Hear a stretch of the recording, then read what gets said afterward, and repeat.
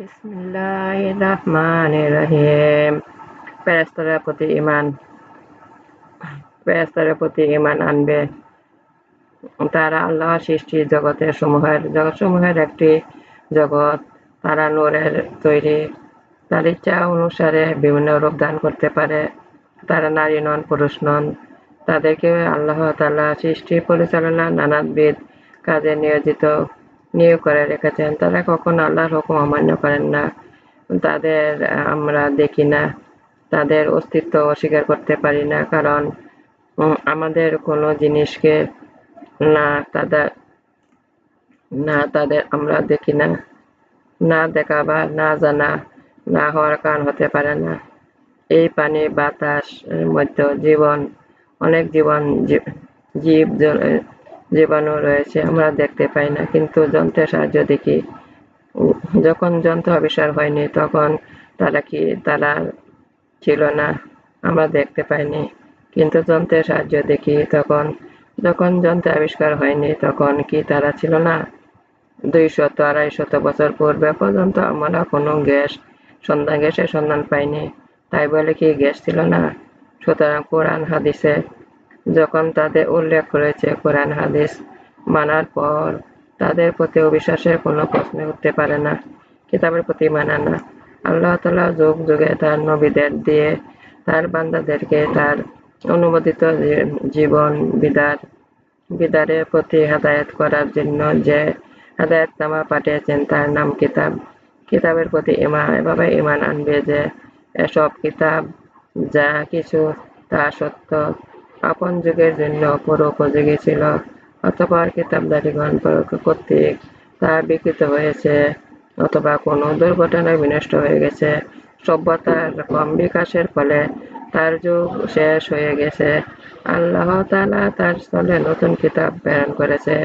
এরূপ কিতাবের সংখ্যা অনেক। তাদের মধ্যে 4টি প্রধান: হযরত মুসা আলাইহিস সালাম তাওরাত, হযরত দাউদ আলাইহিস সালামের ইনজিল, জবুর, হযরত মুসা আলাইহিস সালাম ইনজিল, হযরত মুহাম্মদ সাল্লাল্লাহু আলাইহি ওয়াসাল্লাম কোরআন। কোরআন সকল কিতাবের মধ্যে শ্রেষ্ঠ, সর্বশেষ কিতাব। এরপর আর কোনো কিতাব আসবে না।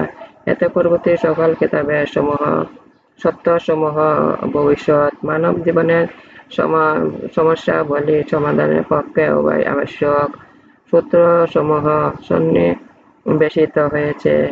এতে কোরআন তার আগে সকল কিতাব রহিত করে দিয়েছে। অতঃপর কোরআন অনুসরণ করা কারো পক্ষে আল্লাহর মনোনীত পন্থা লাভ করা সম্ভব নয়। কোরআন আগেকার কিতাবসমূহের মধ্যে কোনটি কোনো বিশেষ গোত্রে, কোনটি কোনো বিশেষ স্থানে এবং কোনটি কোনো বিশেষ যুগে প্রেরিত হয়েছে। আর কোরআন প্রেরিত হয়েছে বিশ্ব সভ্যতার গড়ে ওঠার শুরু সারা বিশ্বের জন্য কিয়ামত পর্যন্ত সময়ের জন্য। কোরআন হযরত মুহাম্মদ মুস্তাফা সাল্লাল্লাহু আলাইহি সাল্লামের উপর যেভাবে যে পরিমাণ নাযিল হয়েছে তা হুবহু আমাদের মধ্যে বিদ্যমান আছে, এতে বিন্দুমাত্র রদবদল হয়নি। নবী রাসূলগণের প্রতি ঈমান। রাসূল অর্থ প্রেরিত। শরীয়ত এর অর্থ যিনি আল্লাহর বান্দাদের হেদায়েতের জন্য আল্লাহর তরফ হতে ওহী ও কিতাব সহকারে প্রেরিত হয়েছেন। নবী অর্থ সংবাদদাতা। শরীয়ত এর অর্থ যিনি আল্লাহর তরফ হতে এতে আল্লাহর বান্দাদেরকে ওহীর মাধ্যমে হেদায়েত করেছেন। নবী রাসূলের প্রতি এর ঈমান আনবে যে আল্লাহ তাআলা তার বান্দাদের হেদায়েতের অর্থাৎ তাদের জীবনযাপনের ব্যাপারে আল্লাহ মনোনীত পন্থা বলে দেওয়া, হাতে কলমে শিক্ষা দেওয়া, যুগ যুগ ধরে বহু নবী রাসূল পাঠিয়েছেন। হযরত মুহাম্মদ সাল্লাল্লাহু আলাইহি ওয়াসাল্লাম তাদের মধ্যে সর্বশেষ নবী রাসূল। তারপর আর কোনো নবী রাসূল আসবে না, এমনকি ছায়াও নয়। সকল নবী গুনাহ হতে পবিত্র আদর্শ জীবন যাপন করেছেন। নবী রাসূলগণের সঠিক সংখ্যা জানা না। কুরআন মাত্র 25 জনের নাম উল্লেখ রয়েছে। এক হাদিস রাসূল নবী ও রাসূল সংখ্যা 1,24,000 বলা হয়েছে। এদের মধ্যে 315টি ছিলেন রাসূল। তালিকুল সাবিহ, পরকালের প্রতি ঈমান। পরকালের অর্থ এখানে মৃত্যুর পর যে কাল, সে কালকে বোঝানো হয়েছে। পরকালের বিশ্বাস এরূপ করবে যে সেকালের সম্পর্কে কোরআন হাদিস আমাদেরকে যে সকল সংবাদ দিয়েছেন তা সত্য। মুনকার নাকির প্রশ্ন, সেখানে মানুষের শাস্তি ও শান্তি ভোগ করবে, তা অতঃপর কিয়ামতে কায়েম হবে। হাসরের মাঠে মানুষকে আবার একত্র করা হবে। সেখানে আল্লাহ তাআলা বান্দাদের ভালো মন্দ ন্যায় অন্যায় বিচার করবেন। বিচারের শেষে কাউকে বেহেশতে কাউকে দোজখে প্রেরণ করবেন ইত্যাদি। যদি এসকল বিষয়ে আমরা এখন সঠিক কোনো ধারণা করতে পারছি না, বলা বাহুল্য যে পরকালের বিশ্বাস মানব চরিত্রের বুনিয়াদ। এর উপর মানুষের চরিত্র গড়ে ওঠে। মানুষ যখন এ বিশ্বাস করে যে সকল দুনিয়ার ভালো মন্দ ন্যায় অন্যায় যা কিছু করেছে তার জন্য একদিন তাকে আল্লাহর কাছে জবাবদিহি করতে হবে, তখন তার চরিত্র না শুধরা পারে না। পক্ষান্তরে যখন মানুষ একথা মনে করতে পারবে যে সে যা করেছে এজন্য তাকে কারো কাছে জবাবদিহি করতে হবে না, তখন তার জীবন হয়ে পড়ে বেসামাল, দায়িত্বহীন। তার পক্ষে কোনো অন্যায় কাজ করতে বাধা থাকে না। বিবেক কয়জন বাধা দিতে পারবে? আর এরূপ বিবেক নিয়ে কয়জন জন্মগ্রহণ করেছে? কোরআন হাদিস শেষে দিনের বিশ্বাসের প্রতি যে অধিক জোর দেওয়া হয়েছে এইটুকু তার একটি বিশেষ কারণ। কোরআন বহু জায়গায় আল্লাহর প্রতি বিশ্বাসের সাথে সাথে শেষ দিনের বিশ্বাসকে যোগ করে দেওয়া হয়েছে। কিয়ামতের আলামত, যে সকল নিদর্শন দেখে কিয়ামত কাছাকাছি হয়েছে বলে মনে করা যায় সে সকল নিদর্শনকে কিয়ামতের আলামত বলা হয়। ছোট বড় আলামত কিয়ামতের কথা রাসূল সাল্লাল্লাহু আলাইহি ওয়াসাল্লাম বিভিন্ন হাদিসে বর্ণিত হয়েছে। এই কিতাবের শেষের দিকে একটি পৃথক অধ্যায় যে সকল হাদিস একত্রে সমাবেশ করা হয়েছে। এই হাদিস কেবল কিছু সংখ্যক আলামতের কথাই বলা হয়েছে। বাদী আপন মনিবকে প্রসব করবে, অর্থাৎ যে মনিব তার বাদীর সাথে যেরূপ ব্যবহার করবে সন্তানেরা তাদের মাতাদের সাথে সেরূপ ব্যবহার করবে।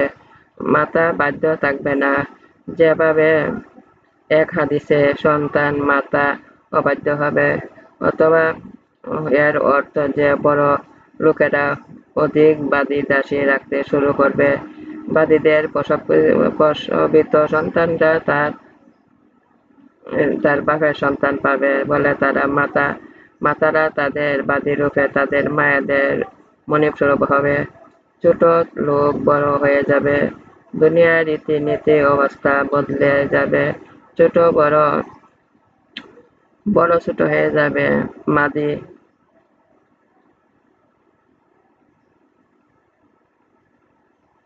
ছোট লোক বড় হয়ে যাবে, রীতিনীতি অবস্থা বদলে যাবে, ছোট হয়ে যাবে। ব্যক্তি অপমানিত হবে ব্যক্তি অপমানিত হবে, অমানী ব্যক্তি মানের দাবি করবে। যারা সে কাজ উপযুক্ত নয় তারা সে কাজের মালিক হয়ে যাবে, বসবে। যেমন অপর এক হাদিসে বর্ণনা, অনুপযুক্ত ব্যক্তিদের প্রতি কাজের দায়িত্ব অর্পিত। এক কথা দুনিয়া ওর নাজকতা সৃষ্টি হবে, শান্তি শৃঙ্খলা বলতে কিছুই থাকবে না। যখন দুনিয়া এ অবস্থা হবে তখন ভালোই উপর মন্দ পুরোপুরিভাবে প্রভাব বিস্তার করবে। তখন দুনিয়া ধ্বংস করে দেওয়া হবে। আল্লাহর অভিপ্রায় বিশ্বাস আগীদা।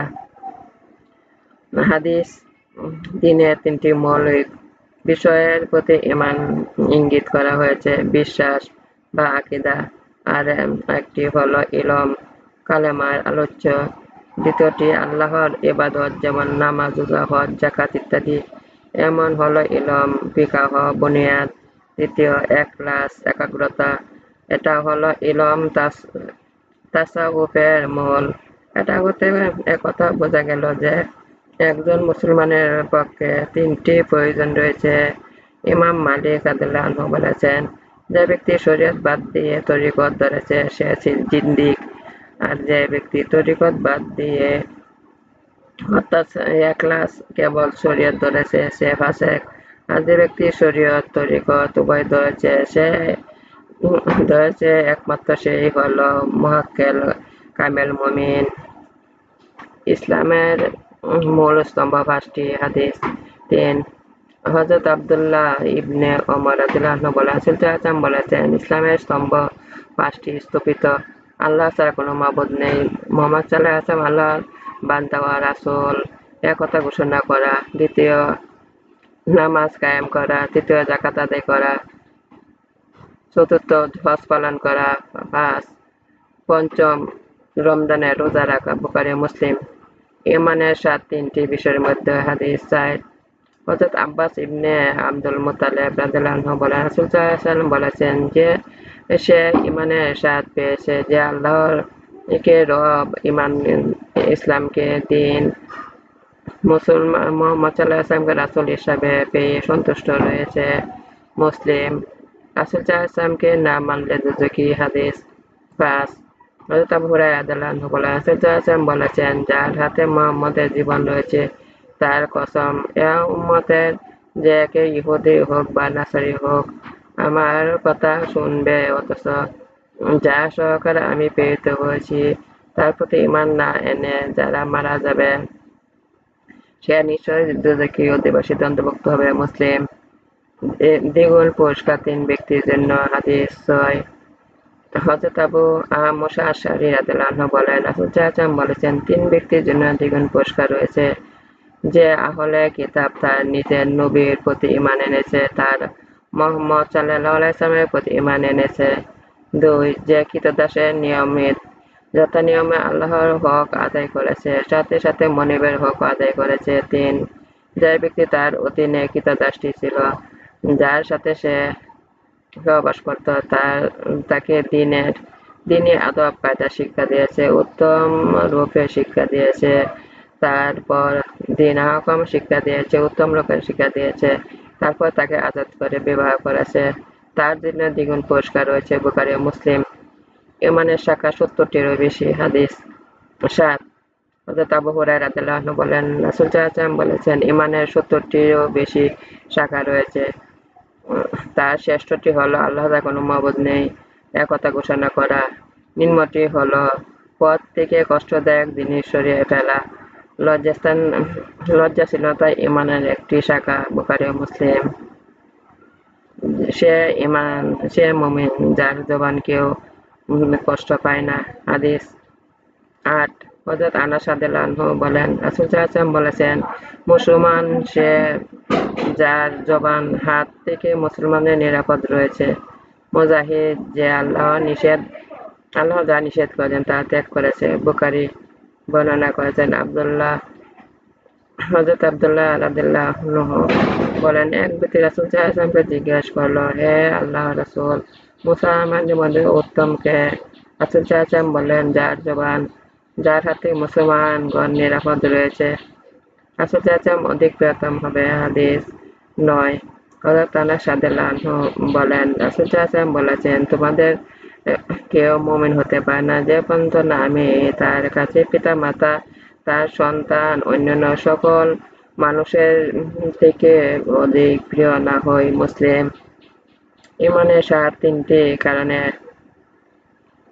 ঈমানের স্বাদ পাবে ৩টি কারণে। হাদিস ১০ হযরত আনাস রাদিয়াল্লাহু আনহু বলেন, রাসূল সাল্লাল্লাহু আলাইহি ওয়াসাল্লাম বলেছেন, ৩টি জিনিস এমন যে ব্যক্তির মধ্যে সেগুলো আছে সেগুলোই কারণে ঈমান স্বাদ পেয়েছে, যার কাছে আল্লাহর রাসূল অন্যান্য সবকিছুই হতে প্রিয়তম। ২ যে ব্যক্তি কাউকে শুধু আল্লাহর উদ্দেশ্যে ভালোবাসে। ৩ যে ব্যক্তি আল্লাহ তাকে কুফর হতে নাজাত দেওয়ার পর পূর্ণ কুফরে ফিরে যাওয়ার অপছন্দ করে, যেভাবে সে আগুনে নিক্ষেপ হওয়াকে অপছন্দ করে। বুখারী ও মুসলিম। নামাজ আমার উপাসনা, আমার জীবন, আমার মন সব আল্লাহরই। আমি আল্লাহর কাছে আত্মসমর্পণ করছি। হে মানব, আমাকে আল্লাহর আনুগত্য বানান, রাসূলের আনুগত্য বানান, আল্লাহর উপদেশ পালন করতে শক্তি দান করুন, দুনিয়া আখিরাতে কল্যাণ দান করুন, দোজখের অগ্নি হতে আমাদের রক্ষা করুন, কল্যাণের সাথে আমাদের বের করুন, কল্যাণের সাথে আমাদের দাখিল করুন, আপনার সাহায্য শক্তি আমাদের দান করুন। হে আমাদের রব, গুনাহদের হতে আমাদের রক্ষা করুন। হে আমাদের রব, গুনাহদের হতে আমাদের রক্ষা করুন। হে আমাদের রব, গুনাহদের হতে আমাদের রক্ষা করুন। হে আমাদের রব, দুনিয়া আখিরাতে আমাদের রক্ষা করুন। হে আমাদের রব, গুনাহ দেনা হতে আমাদের রক্ষা করুন, হে আমাদের রব। দুনিয়া কাতে ফিতনা হতে আমাদের রক্ষা করুন, হে আমাদের রব। দুনিয়া কাতে ফিতনা হতে আমাদের রক্ষা করুন, হে আমাদের রব। আপনাকে শাশ্বত চাইতেছি কৃপণতা হতে, কাপড়তা হতে, অস্কাম্যতা হতে, অন্তরঘাতনা হতে, কর আযাব হতে, হে আমাদের রব। আপনাকে আশ্রয় চাইতেছি দোজখের অগ্নি হতে, কবর আযাব হতে, জীবন মনে পরীক্ষা হতে, কারাগার জেলের ফিতনা হতে আমাদের রক্ষা করুন। আল্লাহ আমার অভিভাবক, আল্লাহ আমার অভিভাবক, আল্লাহ আমার অভিভাবক, আল্লাহ আমার অবলম্বন, আল্লাহ আমার অবলম্বন, আল্লাহ আমার অবলম্বন। আমার ভিডিওগুলো আপনি বেশি করে শেয়ার করুন, বেশি করে সাবস্ক্রাইব করুন। পরবর্তী ভিডিও দেখার জন্য চোখ রাখুন। পরবর্তী ভিডিও দেখার আমন্ত্রণ রইল। আমার ভিডিওগুলো একটা বেশি করে শেয়ার করুন, বেশি করে সাবস্ক্রাইব করুন।